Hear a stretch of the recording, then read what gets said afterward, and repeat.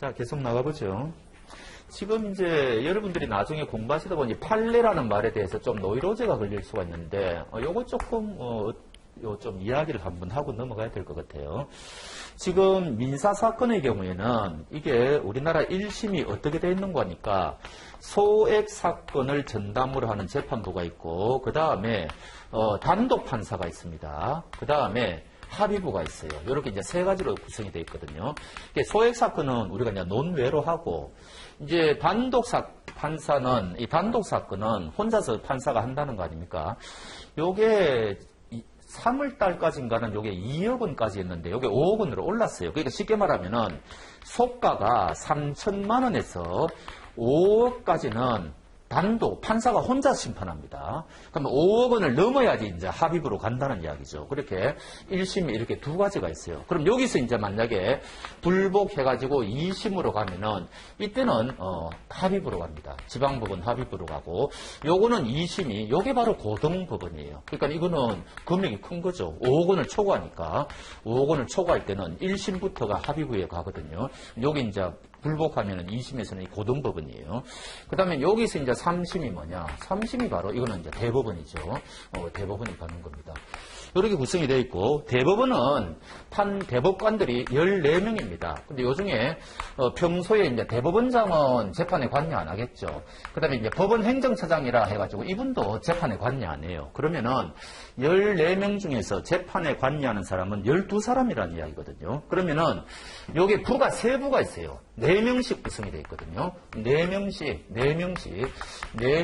이렇게 3부로 구성이 되어 있는데, 여기 이제 이 사건들에서 이 합의부나 이 고등법원에서 이제 이 대법원에 갈 때 이게 어떤 부에 배정이 될지는 아무도 알 수가 없어요. 그러니까 임의로 배정이 된다는 이야기죠. 그러니까 여기에 만약에 이 사건이 배정이 되면은 이 사람들은 전혀 그 사건에 대해서는 모르는 겁니다. 요 4명만 갖고 재판을 하는 거예요. 그래서 여기서 결론이 나는데, 문제는 이 4명 중에서 일부가 그 재판 결과에 강력하게 반대한다든지 등등 여러 가지 사유가 있을 거 아닙니까? 그리고 옛날 대법원 판결을 바꿀 필요가 있다. 이럴 경우에는 전부 다 모여요. 이거를 우리가 뭐라고 이야기하는 거니까 전원 합의체 판결이라 그래요. 그래서 이때는 4명이 따로 하는 게 아니고 대법관들이 전체가 다 모이는 거예요. 그래서 전원 합의체 판결이고, 여기서 과반수로 이제 판결이 옛날 판결을 폐기하고 이제는 이 사건에 대해서는 앞으로 이렇게 하겠다. 이게 하면은 판결이 뒤집어지는 겁니다. 그래서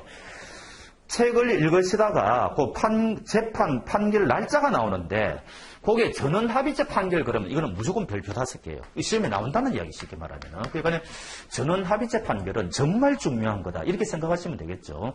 그렇게 되고, 그 다음에 우리가 여기서 공부하는 판례라고 할 때는 요거 1심, 2심 요 판결은 우리가 판례라고 하겠습니까? 안 하겠습니까? 안 해요. 왜냐하면 뒤집어질 수가 있잖아요. 대법원 가가지고. 그러니까 요거는 판례라고 안 하고, 우리가 판례라고 하는 것은 대법원 판례를 이야기하는 겁니다. 그래서 앞으로 여러분들이 공부하실 때 판례 그러면 대법원 판례를 전제로 하고 있는 거구나. 이렇게 생각하시면 돼요.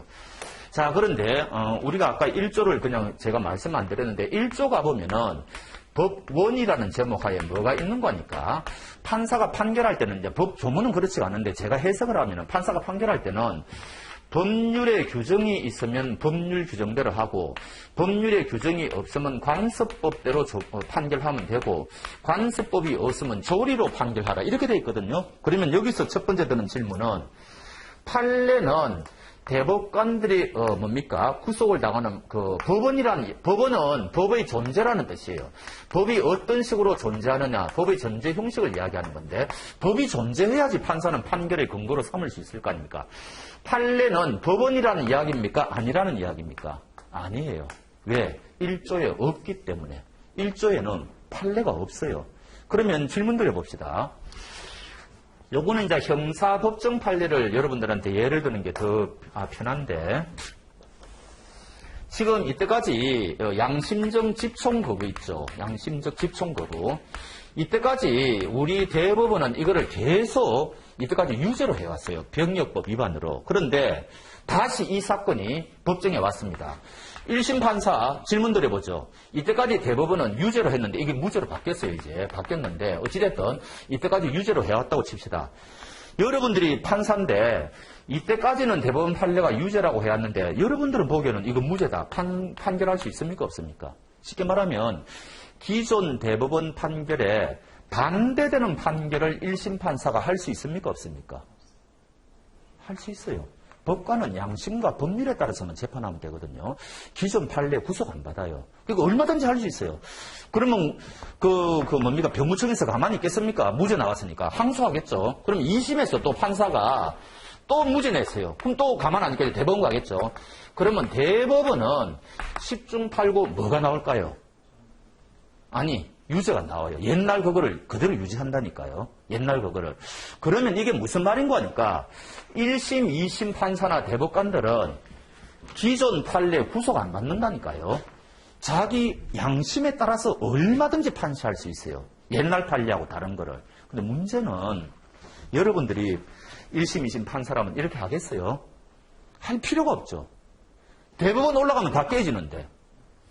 다 파기환송된다고요. 대부분의 경우에는. 그러니까 1심, 2심 판사들은 알아서 옛날 대법관들 그대로 유지하는 겁니다.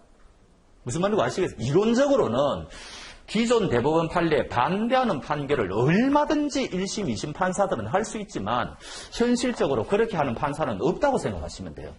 해봐야 의미가 없으니까. 그러니까 우리가 판례를 공부하는 이유가 뭔가 하니까 요 사건에 대해서는 판례가 있다 그러면은 소송의 성패를 우리가 짐작할 수 있겠죠. 아, 요거는 10중 8구 법정에 가면은 이기는 사건이다, 지는 사건이다 알 수가 있는 거예요. 그러니까 이론적으로는 우리가 1조에서 판례는 법원이 아니라고 되어 있는데 실제로는 가장 막강한 영향력을 행사하는 게 뭐라는 거예요?